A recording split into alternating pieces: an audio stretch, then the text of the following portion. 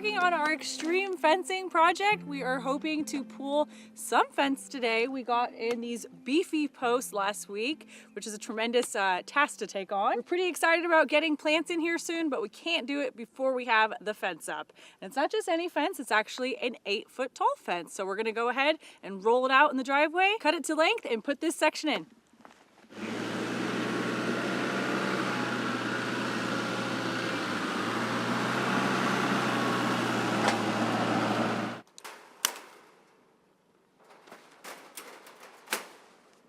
The fence that we bought, they come in rolls, and this is 8-foot high tensile game fence is what they call it. This is a 330-foot roll. What gauge is this? It doesn't say, but this is thick, and this roll right here weighs 405 pounds. So this is heavy duty fencing, and this one's kind of cool because it's not like a welded wire fence.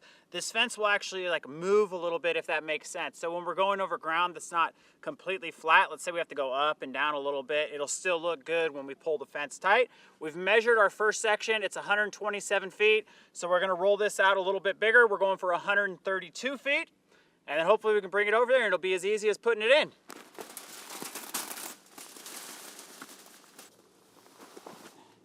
little more? Sure. Ready? Yep. Whoa! Whoa! Are we on a downhill or something?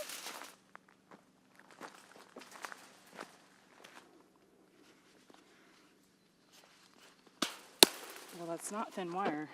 No. Here, it's honest too, because it's gonna want to fling. I gotta be honest.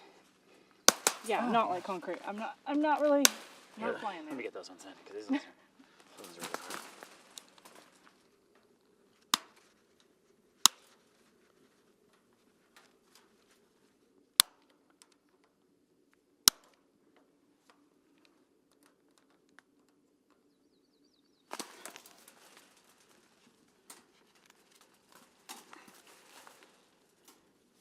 Okay, there we go. There we go. You're there. We're there. Yeah, we're there. I got this corner. I haven't Okay, go up higher on the fencing. Right there.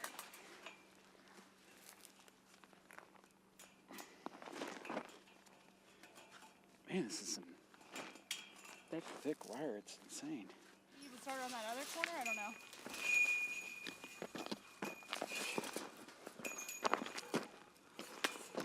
Man, these things are sharp. I think we would start on that corner first. You see how it's going down? Yeah.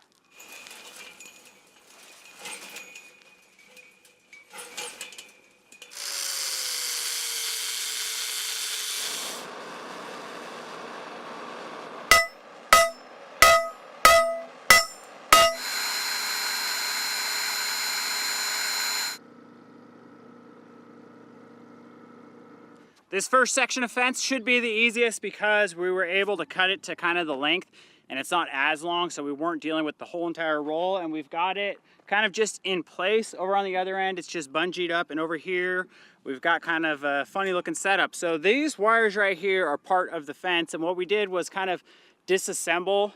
Let's see, we took out 2 of the vertical ones, so we're left with these. And we're doing that so we can kind of wrap it around this end post and then wrap it around itself. We saw a video online of this guy doing it, and I was like, man, that's pretty awesome. And it turned out really good. So that's how we're gonna do it. And then I also built a little tool to help us do this. I'm gonna call it a fence twister tool, maybe. I don't know. We're gonna see if it's gonna work. This fencing it's actually pretty heavy duty and hard to bend by hand and with pliers. So let's stick this on here real quick and let's see if it works. And let's twist it like that. Let's take this tool. We're gonna stick it through the hole. Like something like that, I think. And then we're gonna, am I doing this the right way? And then I think you just twist like this. Oh, that works really good. Oh yeah, look at that, nice tight twist. So you get as many as you need. And then I was just gonna come by and, oh man, this stuff's thick. Don't get me wrong, it's still hard to do, it's thick.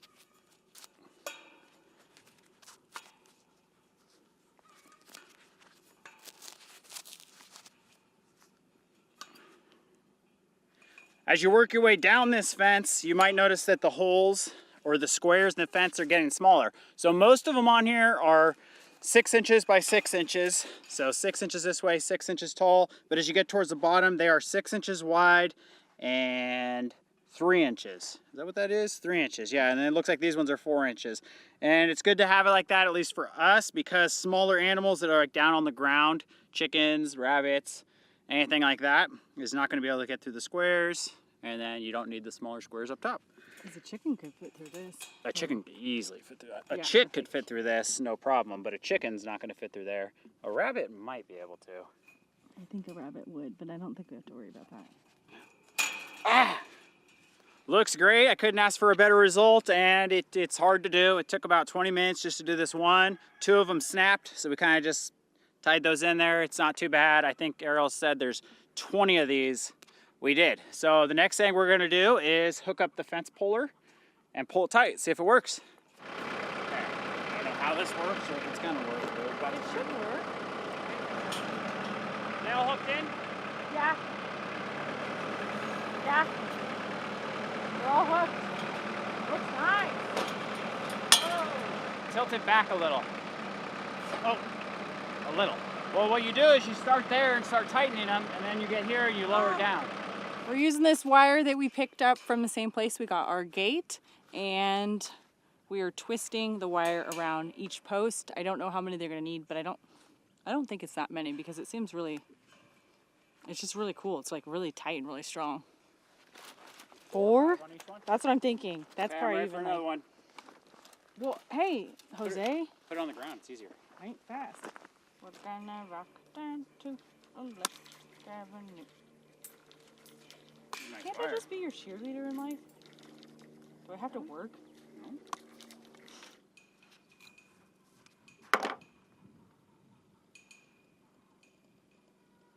Stay in school, kids.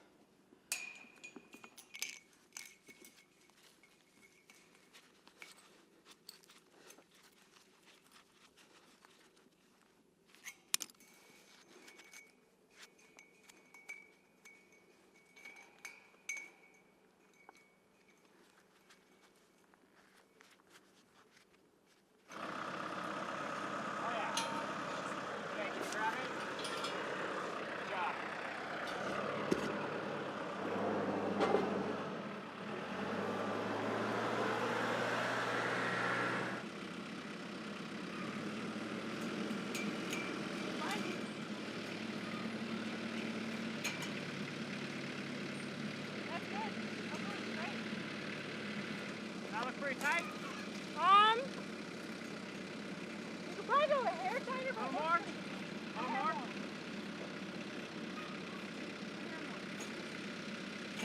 yeah, that's tight enough. It's really tight around the corner. I just wanted to really strengthen this. Oh, look, we got a little bunch right there. Made it to the ending point of the first section of the fencing we're going to be putting up, and this is the ending point because this is going to be where our little entrance is. So a little gate's going to go right here. And since we still have tension on here with the tractor, what I'm going to try to do is, we're basically going to do what we did on the other side, except I'm just going to do like a few of them to get this tight. And then once it's tight, then I can remove the tractor and the tension, and we can do the rest of them. So I'm going to try to just cut out, I don't know, maybe 4 of them. See what happens here.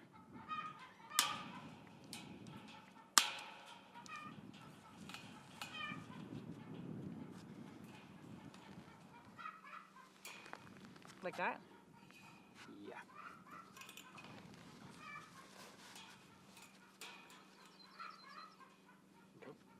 Yeah.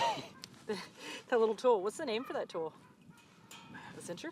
Fence twister? Fence tire? I don't know what it's The called. coiler. Shove it down in there for me. There you go. There you go. Let's see. Nice fencing. Well, now that we got our practice in with that first section, which was 132 feet, we're going to be moving the larger portion. I don't know how long this one is. It's probably closer to 250 feet that we're going to do, so we're going to leave this roll whole. Like I mentioned before, they're 405 pounds. We're going to try to roll down, somehow turn, and then go down again. And we'll see how that works out, and then we're going to do the same thing. So this is where it's going to start. Right here, we'll snip it all out. That one took about a half an hour, so it takes a little while. We'll get it all fastened to here, and then I think we're going to try to not just pull it this one straight section, we're going to pull it from over there. So we're going to try to hit both of these corners, and when we were building the fencing, that's why we wanted to make those corners so strong, is because of exactly what we're doing right now. No, we do it from the back. No way! I saw you doing that over there. You don't do it from the back. I was gonna tell you. Look, just push it this way. It's way easier.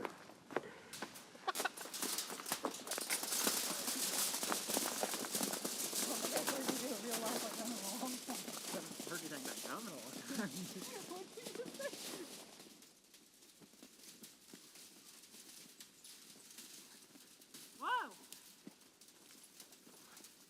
Going a little off kilter, but So you're gonna yank it from here once we get it all strung up over there? I think so, yeah. I said we yank it from here, get everything, and then we'll switch and yank it from there. Topsail. Oh, it's stuck? Hold I got it. Wow. Whoa. Okay, That's let's a make. brand new roll? Yeah, it's 330 feet. Didn't go much further.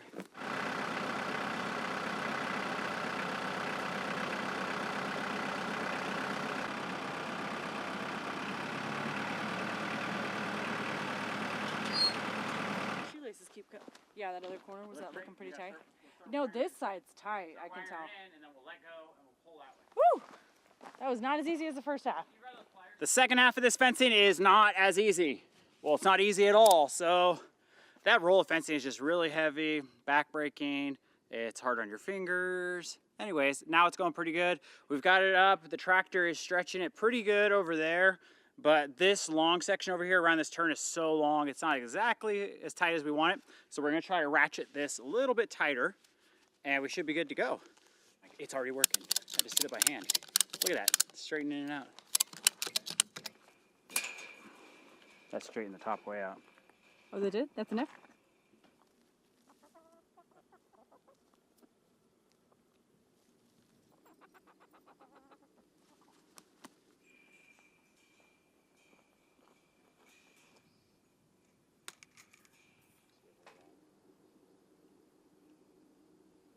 Where do you think the next one? Right there in the middle? Yeah, just for some reason, if you look back, everything else looks fantastic. Let's see if there's any other ones we can Do and use them on? We can go around and look. I think let's get this one on and started. That actually almost went up into my eyeballs, so I'm gonna put my glasses on. It literally almost touched my eye. Tool? There you go. Go all the way to the end of the tool before you bend it.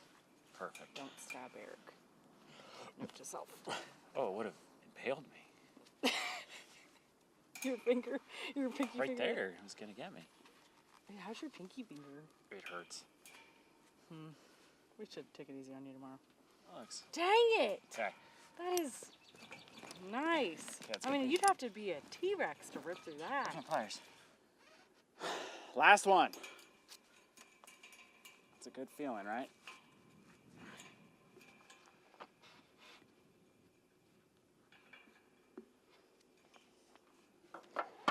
That's how you put in a fence. Fence is done. We're gonna see if we can get the gate in tonight. We're busting out the big bad boy. Let's do this. What is that? That's this. I got an attachment for this. Oh, that's the hammer driller? No, okay, so look. This is the hammer drill, right? It has to use a special bit, but if you put this on there, now you can put actual drill bits in there, and we can drill the holes with this.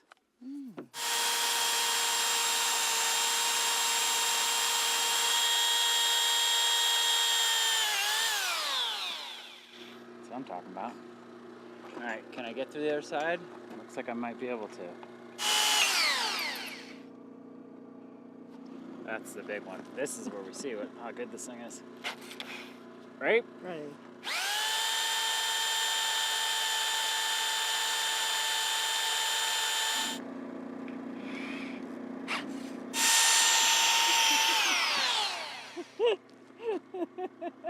Oh, you were like kicking him like you were dancing. Well, I'm trying to put as much pressure as I can.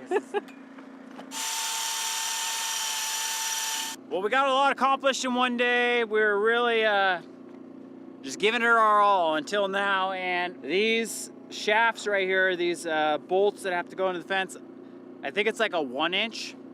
And this is a 13th, what is this, a 13/16. drill bit. So what I was gonna do is probably what we've all done a couple times in our life is you have a drill bit that's too small, you just kind of ream it out. But I can't get through this post with this drill bit. I've only used this for one thing, and that was drilling the hole in the forks on the tractor to put a trailer hitch in there. It's just not going through. So fortunately, we're gonna have to get a couple new drill bits, and we'll pick up when we get there.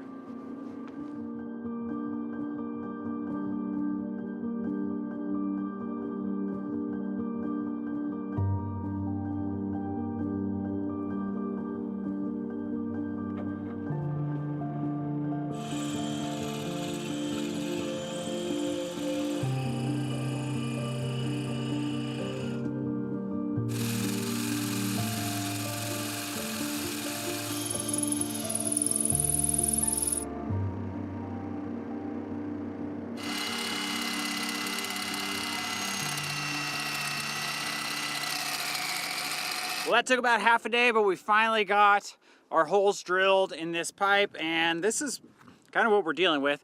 It's 1/4 inch thick, and I'm not sure if this pipe is like a harder steel because of what it's used for, but that's what it seems like to me. Here is one bit that I destroyed. This is like a hole dozer.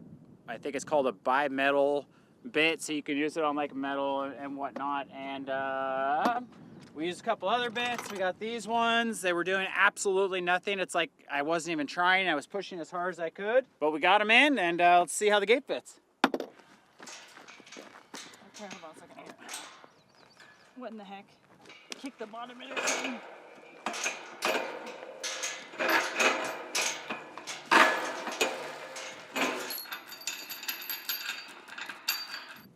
Top needs to go down a tiny bit, or the bottom needs to go in, either way. Either way, just depends which way you want. I would put the Top down.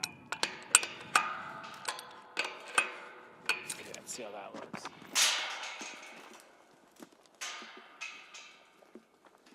It's nice, right? heavy.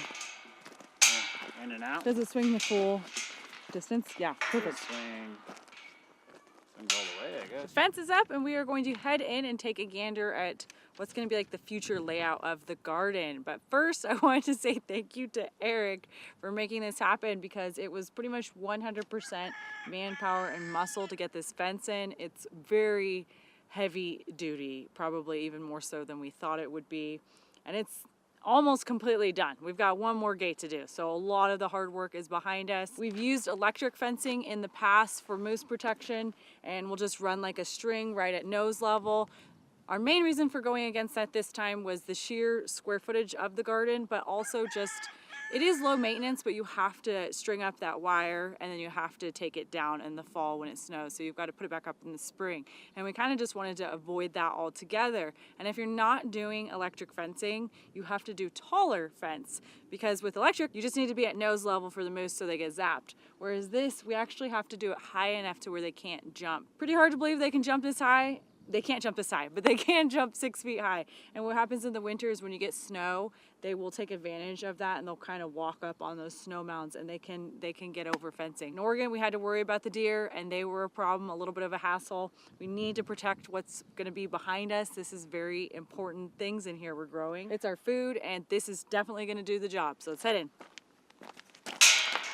So right on this side, we are actually going to have the greenhouse. We had to leave a big or an ample amount of space for that. It's going to run east to west and allow the most sun exposure that way. Behind us is going to be perennial berries, so like hascaps, currants, gooseberries, stuff that comes back every year, you know, it doesn't die. This area is where the tractor is going to drive through, so we wanted to leave just a little bit of room for that. I don't think the tractor is going to be in here much in the future. I want to have like a space for perennials, so I think this is going to be the area. Strawberries, asparagus, we'll see how that plays out. This is all kind of a really rough plan. We're just trying to get it done. The summer season is so short, and it's just really expedited and causing me to crunch my brain. Over here, I want to have hotbeds. I have wanted to make hotbeds for a very long time. So they're just some sort of frame. We're gonna do wood, and then you have a window on top, or glass, or something to keep it hot. Traditionally, it's usually glass. And that's gonna help us when we wanna plant things early spring. So we could have already gotten started on that if we had them. Things like spinach, radishes, lettuces, things like that that like really cold temperatures. And continuing on, I need to find a spot for flowers. Need to find a spot for some other perennial plants. I want to have the herbs close to the front of the garden, or the gate that we're going to use most primarily. It's situated towards the house and it's pretty close to the house, but we do like to come and get herbs quite a bit when we're making dinner, so that should be convenient. We're going to talk about it a little bit later, but everything we're building is going to be very shallow and low to the ground. We don't mind bending down to do our work, and I really want to utilize all of this soil that we have. It looks like a lot, but once we start spreading it out, it's not actually that much. This is going to be the main crops, so like onions, celery, brassicas, just everything. Potatoes over here. We're gonna have to make it work, but I want to do like long rows, and then you can kind of walk down, really leave a lot of space in between things. And in the back, we are going to put our fruit trees. I debated about putting those in the greenhouse. Pretty confident we're going to be putting them outside and trying them that way. The plan is that there's really no plan. I have like a little rough drawing right here. That's the orientation of the garden, and this may change, of course. It's just a rough drawing. I think we're going to start milling some wood. We have our soil in here that we need, but we need to get the beds ready, and then we also want to utilize the tractor and not break our back. So we're going to probably be building the beds like that way, and then kind of drift over towards that side of the garden where the tractor can come in and out. It's pretty late in the day and we have some wood available, but we actually need to pretty much mill everything else. So that's going to be our first project that we have to do.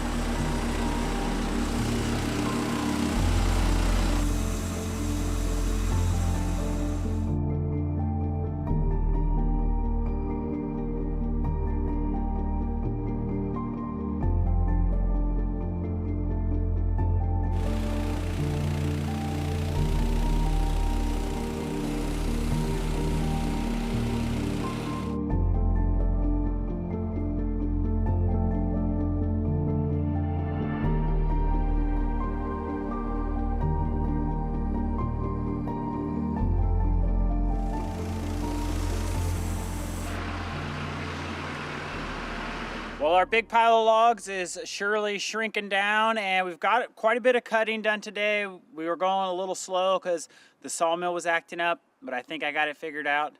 Well, I think I did, but then the blade came off again, so we'll see. We got a variety of wood cut that we're going to be using for the beds, 2x4s, 2x6s, 2x8s. All of them are cut at about 13 feet long. We're calling it quits a little bit early because we have a very early morning tomorrow. We're doing kind of like a supply run. We got to go pick up some plants or some trees that Arielle ordered, and it's all the way in 𝐒𝐢𝐷𝐿. So we're going to drive down there, do a bunch of errands, come back the same day.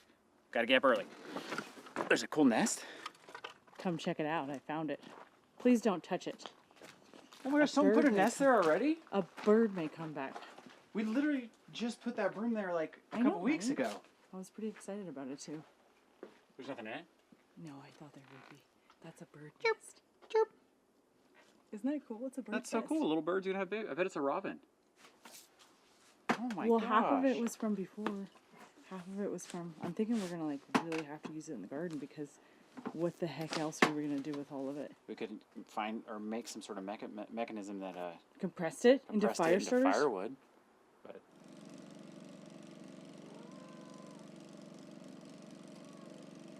Trying to catch my breath this morning. I've been running around. Eric and I got back pretty late last night, and I'd love to say we got up early this morning, but we didn't.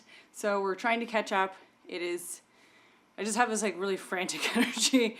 I'm just trying to get a lot of stuff done. Eric's out doing some of the smoothing in the garden, so we can hopefully get some of those beds built really soon. There are plants that need to be planted. It's almost like an emergency or urgent. We've got some of the potatoes in the crawl space sprouting. They have been storing all winter down there, and they need to get in the ground. I've got others that are sprouting in the windows. I got those from a different place and they didn't store here, so they are in the process of sprouting as we speak. Clearly I've got a bunch of plants behind me. I've got a lot of our warm stuff in here still, things that germinated really quick like squash. So I try not to do those too far in advance. I don't anticipate we'll get that high tunnel done anytime soon, so everything is gonna have to go outdoors this year. I did start some corn.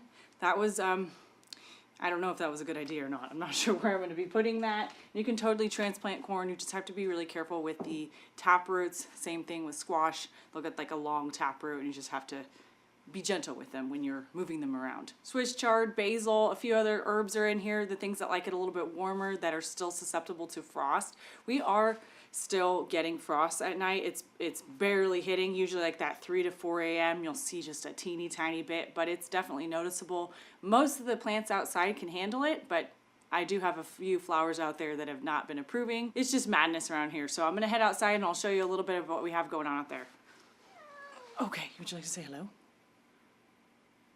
So we made it to mid-May, and these plants, I think, I'm not really sure, but I think they've been out here for a month or so. They definitely would appreciate being planted. They're just at the point where two things are going on. We have some roots probably really, they need more space. So they're running out of that container space, but also the high fluctuations in this little greenhouse behind me are just not really ideal for plants. The last like 5 days we've been getting extremely hot, and this we have to like spray it down with a hose and get it kind of like wet in there, because otherwise it just is like way too hot for them. And that really high fluctuation from that warm temperature during the day to the low at night is not ideal for plants. Sometimes they can actually bolt, which we don't want. If you're not familiar with that term, it's basically where the plant goes to seed. Although that's natural, for some crops you don't want them to do that. So like spinach, you don't want them to flower, right? We want to make sure that they're putting on their leaves for a long time so we can harvest from them. And although it's inevitable, it sometimes happens just because of the warm weather, or the plant senses that their environment is just not suitable for them, so they're going to basically try to survive and put out seed. I've been using this little fertilizer. I usually use like some sort of kelp or just like basic fertilizer, real low NPK. This one's 433, and I do that as a way to provide them with nutrients because they have been in their containers for a while, some of them a few months. What I was talking about earlier, so these are plants that don't look too good. They don't look too good at all. Marigold does not like frost. I always do this every year. I put it out too early, and yeah, I usually have to end up starting more. This is zinnias. They also clearly do not like frost. That's not really a big deal. I feel like we're always kind of pushing the boundaries with gardening here anyways in Alaska. I'm really impatient, and I like to kind of like just really like put these plants through the gauntlet, so to speak. So I'll like get them out here early, and I always lose some. It's really not that big of a deal in the long run. You can just start more, or you could just go without zinnias. No one's probably gonna really think that's a big deal, like this little guy who just broke off, so no big deal.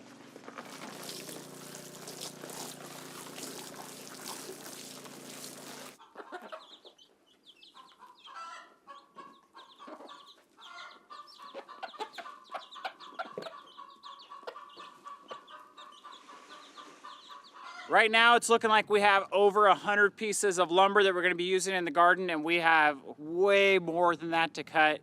If we didn't have the sawmill, the amount of money it would cost to build these beds would just be insane. A month or so ago we were having some problems with the sawmill. I replaced a bent part, I did some maintenance, and it was cutting pretty good, but I felt like I was kind of having to baby it. And then yesterday it wasn't cutting good, so we dove into it and I finally found the problem. I'll show you what happened. We've had this sawmill for 4 years. We have cut a lot of lumber and it's worked great. But apparently I've been missing a bolt in this thing for 4 years, and it's this bolt right here. It's a little dusty now, but it's that one. And I dove into it today, and I was like, I gotta figure out what is going on with this sawmill. And to me, it seemed like the blade wasn't tight enough. I don't have a lot of experience with sawmills other than owning this one. And I took this part aside because I was gonna grease it up and just check it out and make sure everything was good. And the spindle that comes off the wheel and goes into this saw head right here, it was missing that bolt. So basically this wheel was about 1 inch too far that way, and it was just hitting this piece of metal, and somehow the sawmill was working pretty good for us, but it wasn't getting the blade tight enough. I took everything apart, I put that pin in, I greased everything, and it's just like night and day. The blade on this thing is just so tight. It has never been that tight, and I don't even have it as tight as it can go. So we're rocking on the sawmill, and the rain's coming in. We'll be back in the garden tomorrow.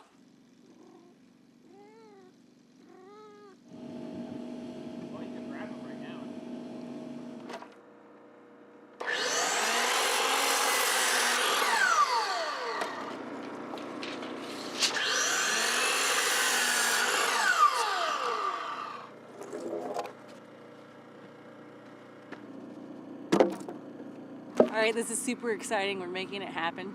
This is gonna be our first bed. How much space do you want between this and the next bed? At least 4 feet? At least 4 feet, I'd say. So I need to go 44 feet?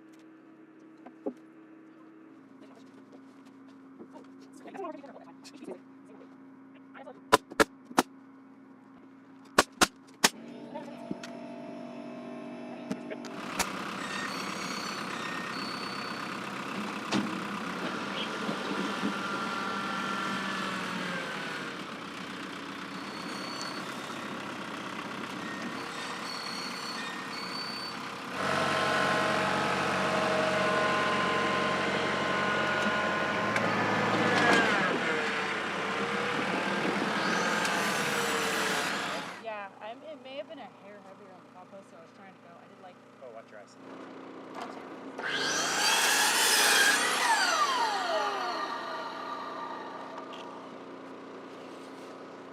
Why are they so heavy?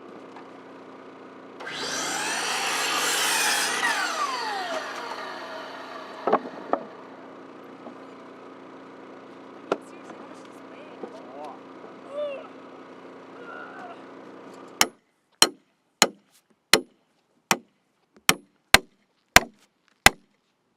Here we go. Beds are in. We're going to put some stakes on the outsides in the center. These are concrete stakes. I think these ones are 18 inches.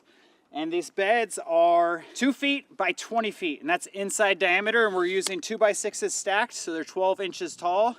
Let's get them filled with dirt.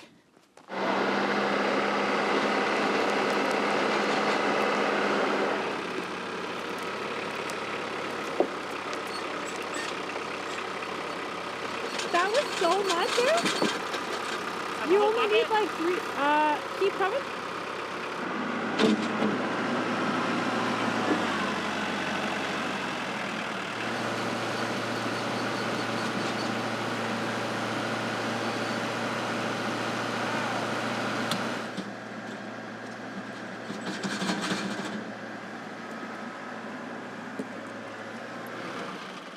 So this one's a little low in the corner, and so is. There it went.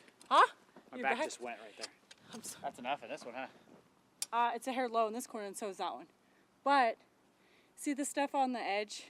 Yeah. Well, we got 2 garden beds built, which is awesome. We have 6 more to go tonight.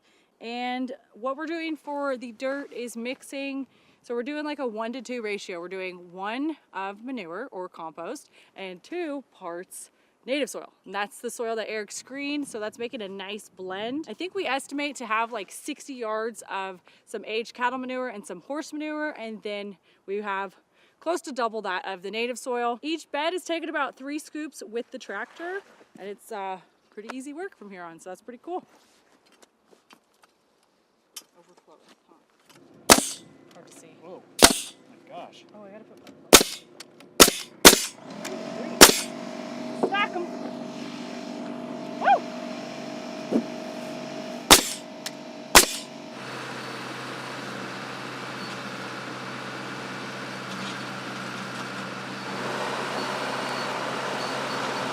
Funny, huh? If you do see any grass growing, I've been pulling that out. Yeah, big rocks.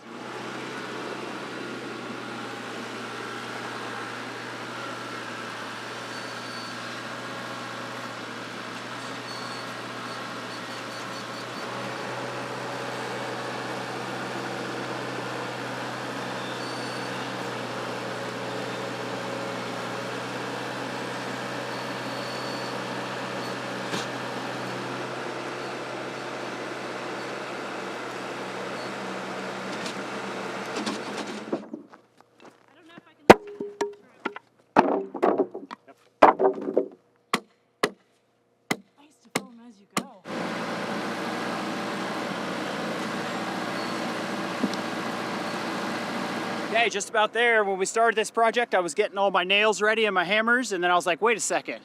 we got a framing nailer. So we used a framing nailer. It's working awesome. We're using 3.5-inch nails. And each bed, since they're so big and there's so many like connection points, is getting 2 of these little clips of nails. So a couple more to do here. We're almost done. Done.